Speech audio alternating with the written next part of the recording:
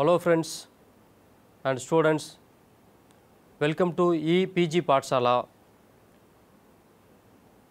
I am Dr. Shivakumar, working as a assistant professor in Department of Criminology and Criminal Justice, Manoranmaniyam Sundararayan University, Tirunelveli, Tamil Nadu.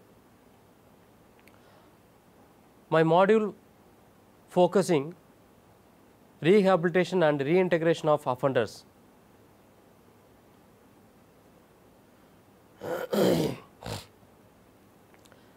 Definitions: punishment intended to reform a convict so that she can lead a productive life free from crime. Significance of this module: while rehabilitation may be the most human and progressive form of punishment, it is also the most difficult to achieve and has waned in popularity since the 1970s. Although rehabilitation is often considered a type of punishment for criminal offenders, its objectives are therapeutic rather than punitive. While some theories of punishment claim that criminals deserve to suffer for their crimes, the rehabilitative ideal views criminal behavior more like a disease that should be treated with scientific methods available to cure the consider. Many convicts suffer from mental and physical illness, drug addiction, and limited opportunities for economic success, and these problems increase the livelihood that they will engage in criminal activity. If we simply incarcerate the convict while she or he pays her debt to society, she or he will likely re-enter it with all of the obstacles that drove her to crime still in place. She will also need to contend with additional difficulties. A criminal record will impact her employment opportunities. She or he will be able to older and still without marketable skills or education. Her social relationship may have deteriorated while she was in jail, and she may have become further acclimated to criminal culture. Thus, incarcerating offenders could actually make them more likely to commit offences after they are released, and recidivism rates attest to this. A rehabilitative approach would attempt to treat the underlying cause of her transgressions so that he can return to society to become a full and productive citizen. In other words, instead of exacting revenge against criminals and making their life worse, rehabilitation tries to help them. Early American prisons, such as those at Auburn, Ossing, and Pittsburgh during the 1820s, implemented rehabilitative principles. These early programs isolated convicts in order to remove them from the temptations that had driven them to crime and to provide each inmate with time to listen to her conscience and reflect on her deeds. This belief that all convicts would return to their inherently good natures when removed from the corrupting influences of society gave way to more aggressive forms of treatment, informed by the rise of social scientific studies into criminal behavior. Research in psychology, criminology, and sociology provided reforms with a deeper understanding of deviance and sharper tool with which to treat it. Rehabilitation became a science of re-educating the criminal with the values, attitudes, and skills necessary to live lawfully. Rehabilitation thus takes many forms in practice, including psychological analysis, drug and alcohol treatment, high school equivalency and other educational programs, vocational training, relationship counseling, anger management therapy, religious study, and any other service required to meet the need of particular offenders. What is reintegration? In the criminal justice system, reintegration refers to the processes of re-entry into society by persons that have been in prison or incarcerated. Reintegration includes the reinstatement of freedoms not previously had by individuals as a result of being in prison.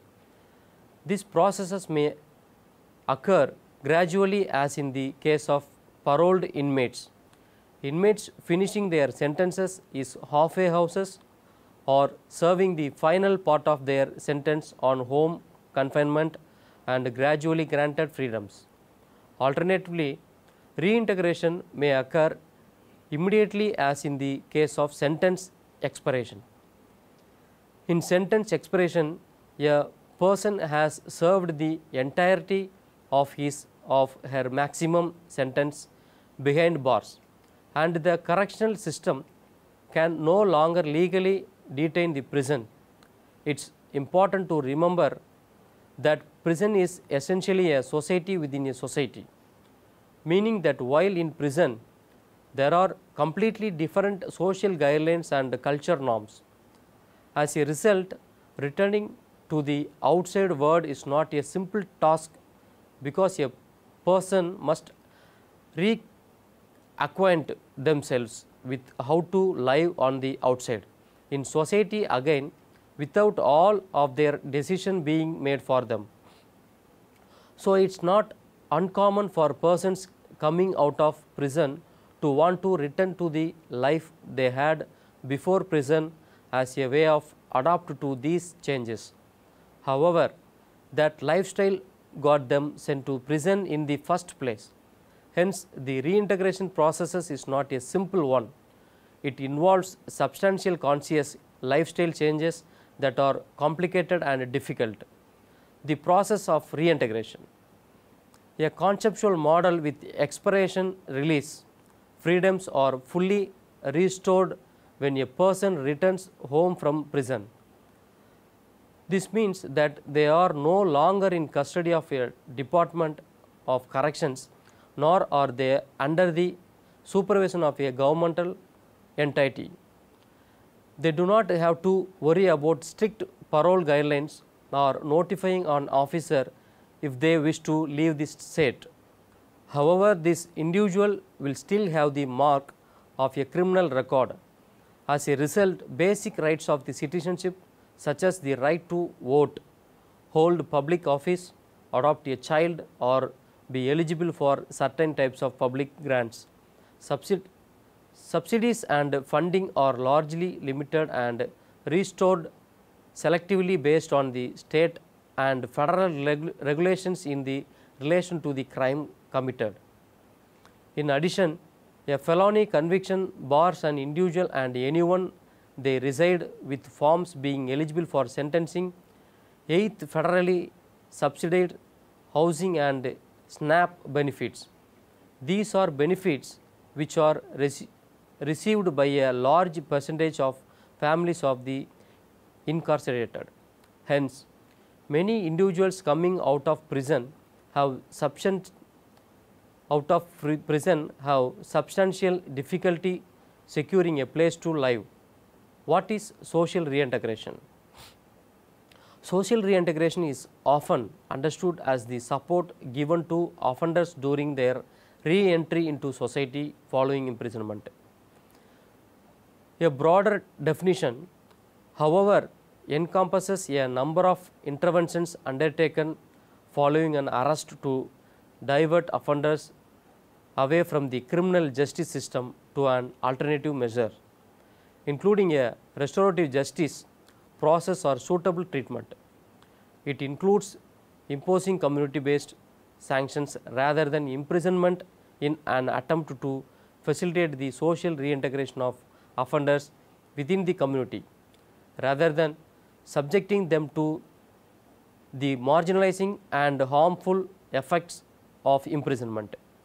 For those who are sentenced to imprisonment, it includes correctional programs in prison and aftercare interventions, that is United Nations Office on Drug and Crime 2006.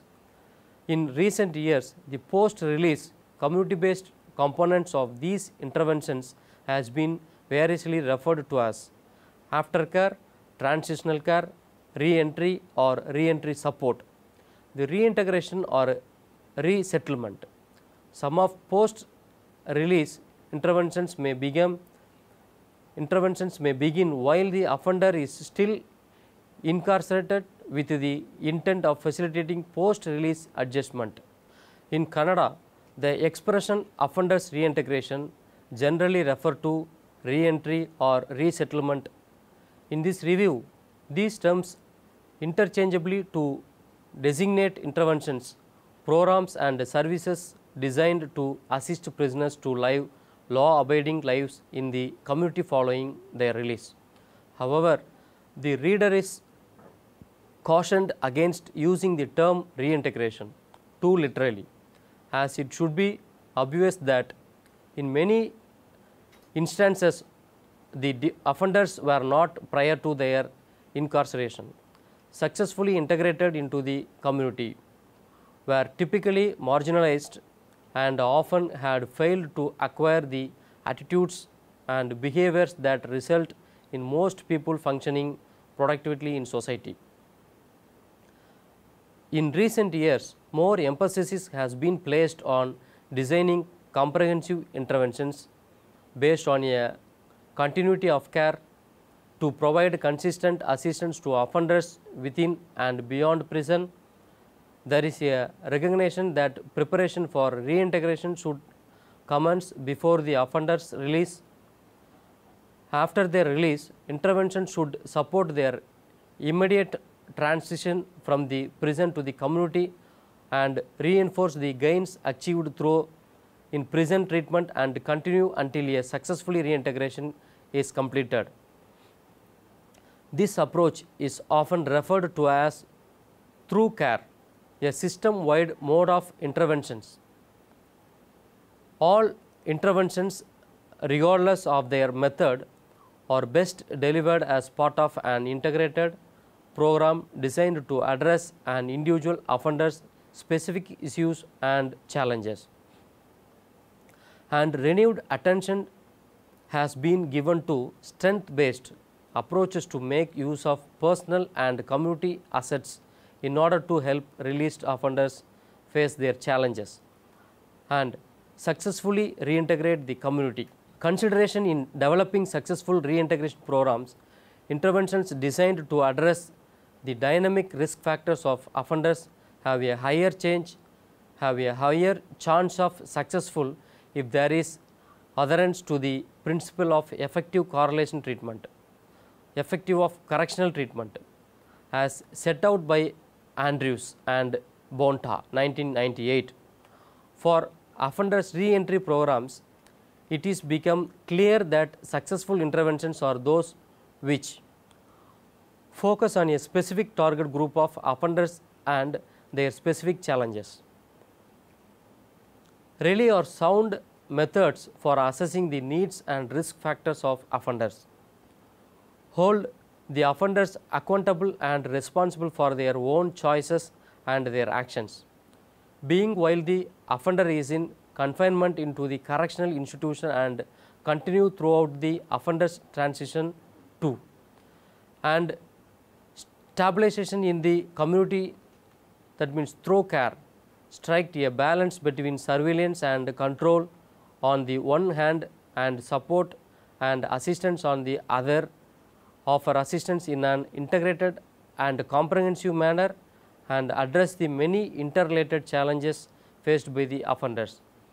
That is the wrap around interventions offered as a coordinated effort of all the agencies involved and supported by strong agency cooperations, supported by partnership and integracy cooperation and information protocols, clear definition of respective roles and responsibilities, and a clear articulation of the servings and a clear articulation of the services to be provided and the relevant time framers are supposed by sound case management practices and adequate information management systems reflecting the public safety priorities of the community in which they are developed. Engage the community in both the planning and the delivery of the interventions and factors strong community ownership.